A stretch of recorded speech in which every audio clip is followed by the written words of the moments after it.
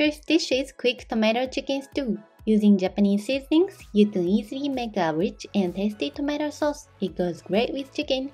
First, cut your onion and green bell pepper.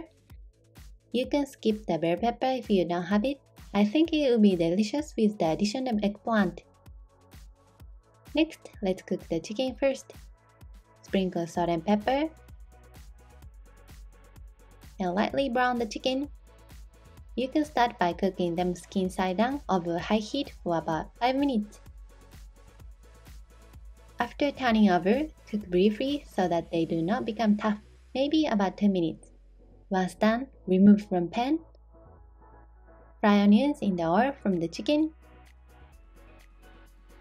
Now that the onions are nice and brown, we are going to make stewed tomatoes. Add canned tomatoes, return chicken, add minced garlic, water, stock powder. I use consomme. You can also put dashi powder, miso paste, soy sauce, sake. I wanted to use wine but didn't have one, so I used sake. If you have white or red wine, use it. And sugar. Mix well. And then reduce to a simmer. The addition of both miso and soy sauce gives the sauce a complex and delicious flavor. They go very well with tomato. When cooked down to this level, add bell peppers. Taste and add more salt and pepper if it seems a little thin. Finally, add butter. It adds a very nice rich flavor. If you substitute eggplant for the bell pepper, add them a little earlier to soften the eggplant.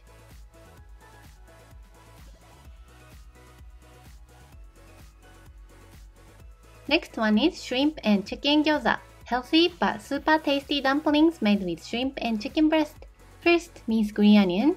In Japan, it's common to put the white part of the green onion in the gyoza. But you can use any green onion available in your country. You can also substitute cabbage, Chinese cabbage, or onions. I used frozen shrimp that I had thawed, so I removed the moisture with paper towels. Cut into small pieces. Put the green onions and shrimp in the bowl and add the ground meat. You can use ground pork, but today I put chicken breast.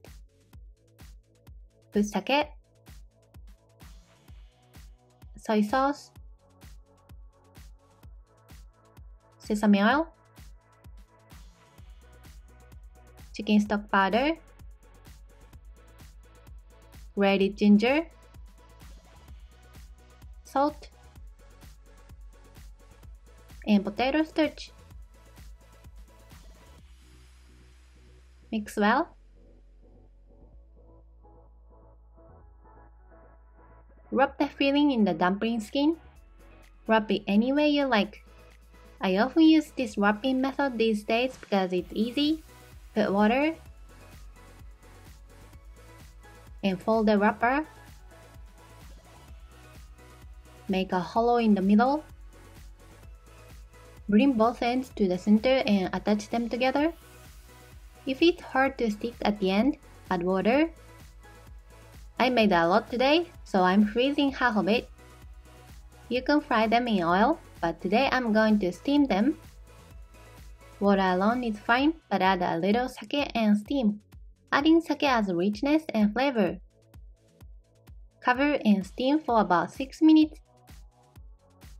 On the way there, I ran out of water, so I added some more. For this amount of dumplings, you should put in about 80 ml of water. The gyoza stuck to the pan a bit, so I added a little sesame oil on them. This gives the gyoza a savory flavor too. It's delicious with soy sauce and rice vinegar. Next one is stir-fried pork and egg in a rich sauce. My husband and I really love the seasoning of this dish so much that I decided to make it again. Please try it. First, let's cut bok choy. It'll be delicious made with cabbage, Chinese cabbage, spinach, and so on. But bok choy is the best for this dish, we think. And cut this pork. I think you should use thinly sliced one. I'll mix the seasonings in advance. Put mirin,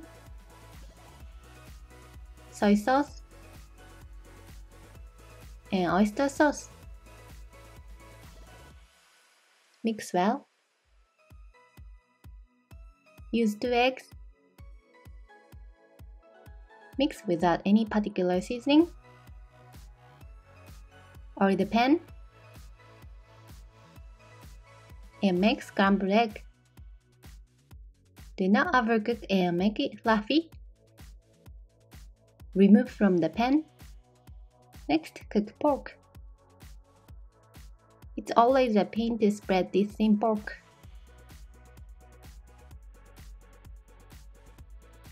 Fry the hard parts of the bok choy first. The leaves will cook in just a few seconds, so it's okay to put the leaves in after they are pretty much cooked. When the leaves are wilted, add seasonings.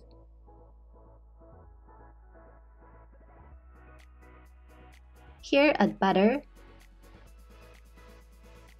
This combination of butter and soy sauce is really delicious.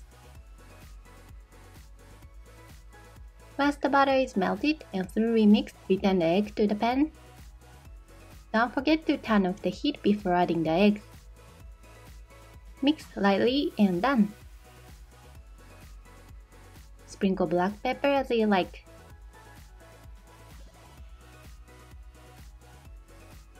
Next one is crispy chicken with sweet sour sauce. This sauce is addictive and really tasty sauce. Also, note the way the chicken is fried.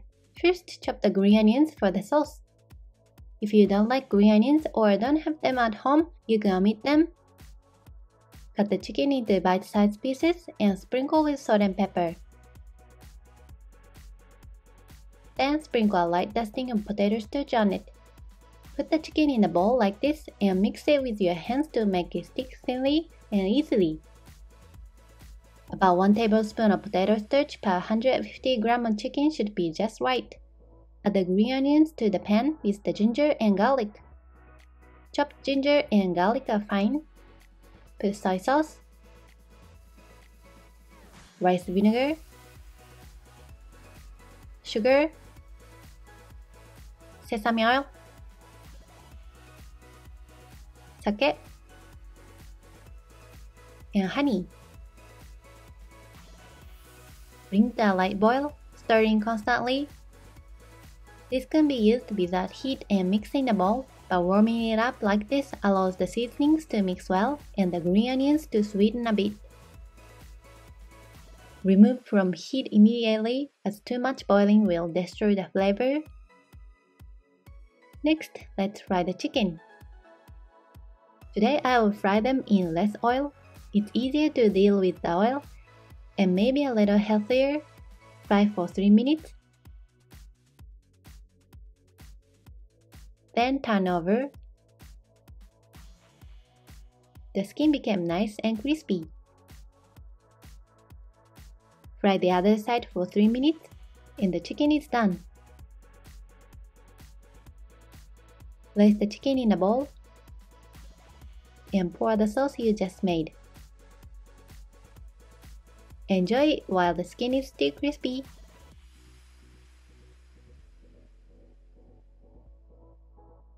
Next one is rolled pork with vegetables. This is a very popular side dish for bento box. It's colorful, beautiful, and nutritionally balanced, so try making it. First, let's cut this carrot. Today's carrots are not as big as usual. I'm using a thin slice of pork loin, and I cut the vegetable to the same length as the width of the loin. Remove the stems from the green beans and cut them into equal lengths. Next, boil these two. Boil the carrots for 2 to 3 minutes first, as they take longer. I'd say a minute or so for the green beans should be enough. These are then drained of hot water and let cool thoroughly. When the vegetables have cooled, sprinkle salt and pepper on the meat. and wrap it around the vegetables. Place the vegetable in alternate positions so that the cross-section is nice.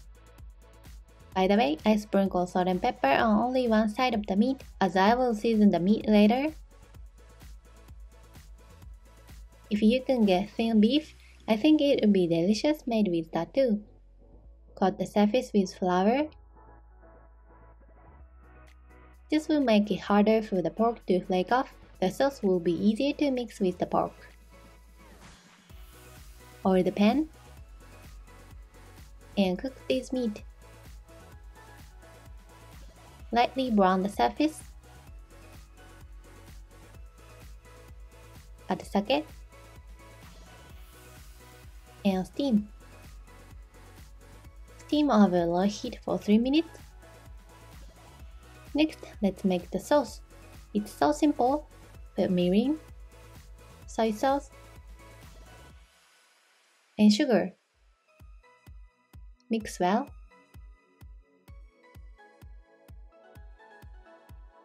Turn the meat over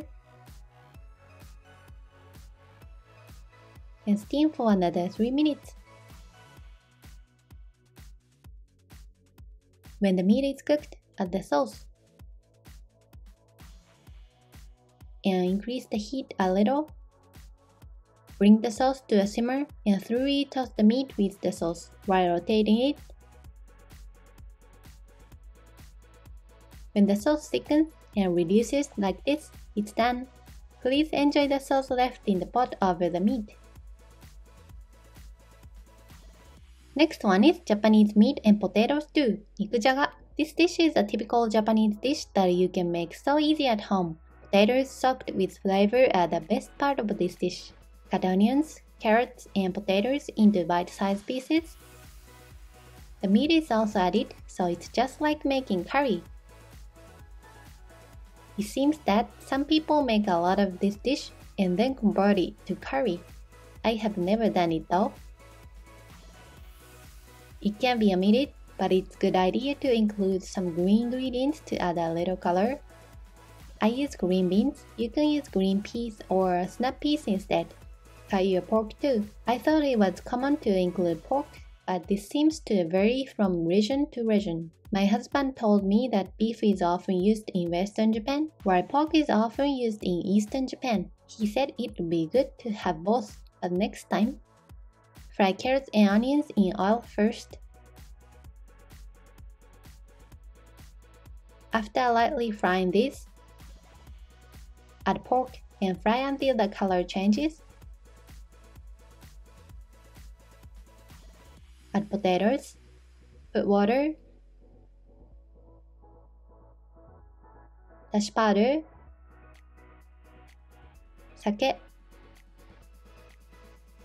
mirin, soy sauce, and sugar. Mix well and simmer until ingredients are soft. To make it easier for the flavor to soak in, I made this lid out of aluminum foil, but it can be done without it. Be careful not to overcook the potatoes as they will fall apart and disappear. Finally, before turning off the heat, add the beans and cook for 1 minute only.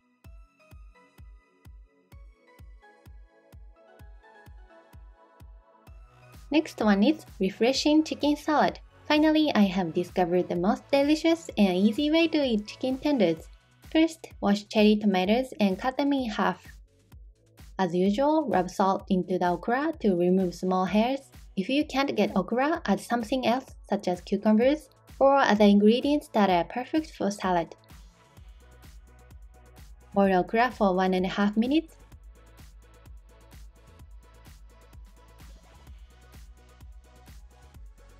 Drain and let it cool. Do this before cooking the chicken to allow the okra to cool. Remove tendon from chicken tenders. By the way, thank you for telling me what this meat is called in English in the last video. There were many different ways to call it, but I'd like to unify it with chicken tenders. Cut it into bite-sized pieces. And this time I'll cook this in a pan. The important thing is adding sake and soy sauce before heating. Here, turn on the heat and cook the chicken. I have always cooked chicken tenders in the microwave, but this method is by far the most moist and tasty. Also, it tastes better if you add the soy sauce first, rather than seasoning it after it's cooked so that it tastes better with more flavor. Eventually, the water is completely evaporated. Remove the stem of okra and cut it into small pieces. Put everything in a bowl and season to taste. Put chicken stock powder, rice vinegar, soy sauce, sesame oil, and sugar. Mix well. Add white sesame seeds as you like. Since it contains chicken, this could be a healthy main dish on its own. Try it with your favorite vegetables. Next one is fluffy tofu tsukune. First, wrap the tofu in paper towel and place a weight on top to drain the tofu. You should do this process 20 to 30 minutes before making this dish. Discard the water a few times during the process to allow it to drain well. Next, mince the green onion. I was going to make it with onions, but I have a large amount of these green onions in the fridge, so I will consume them. It tastes great with either. Add ground pork. I recommend using ground pork or ground chicken. Now that the tofu has drained well, combine it with the meat. Add potato starch, salt and pepper, and grated ginger. Mix thoroughly, crushing the meat.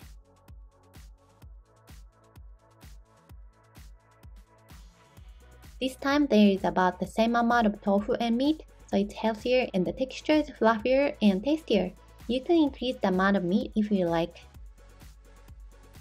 Form into a round shape. Form the surface so that it's smooth. Oil the pan and cook it until golden brown on one side. Fry over medium heat for 3 to 4 minutes and turn them over. Cover and steam over low heat for 5 minutes. Let's make sauce here. Put sake, mirin,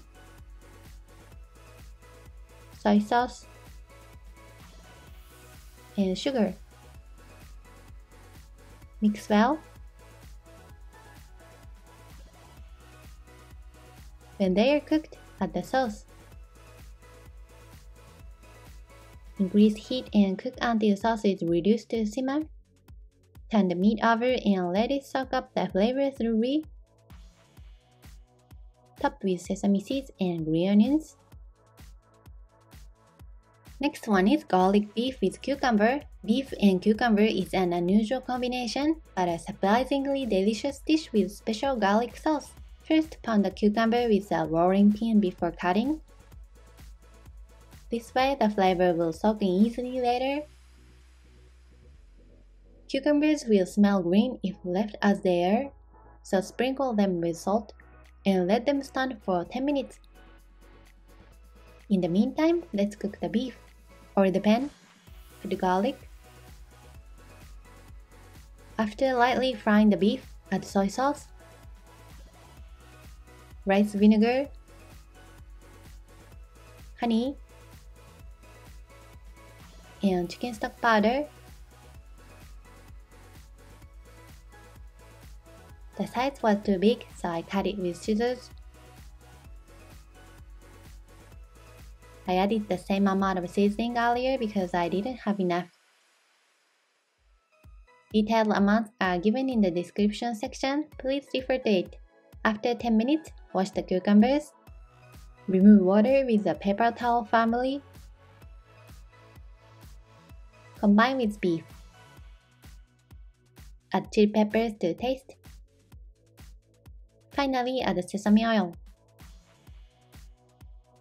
The sesame oil have a nice strong flavor when added at the end of the cooking process, not when stir frying. It's not only a perfect accompaniment to drink, but a side dish that goes well with rice. The last one is spicy meat and eggplant stir fry. First, cut the eggplant. You don't have to peel the skin off, but I'm using this style because I thought it would look a little better. Minced ginger and garlic. Fry the eggplant in oil. Actually, it tastes even better if you fry it in more oil. But to keep it healthy, I'll leave it like this. Fry until eggplant is soft and cooked. Remove once from the pan.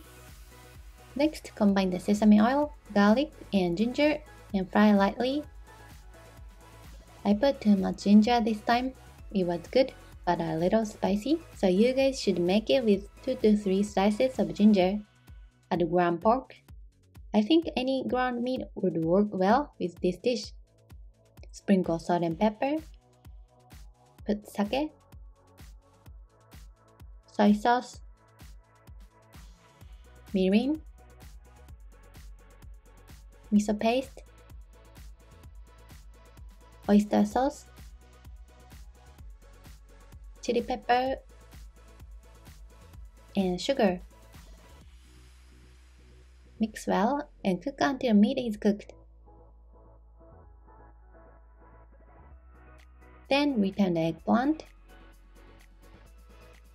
Stir fry them, allowing it to absorb the oil from the meat and the sauce. It can be served as a side dish, but if you serve rice in a bowl and top it with this, it makes a great bowl of rice.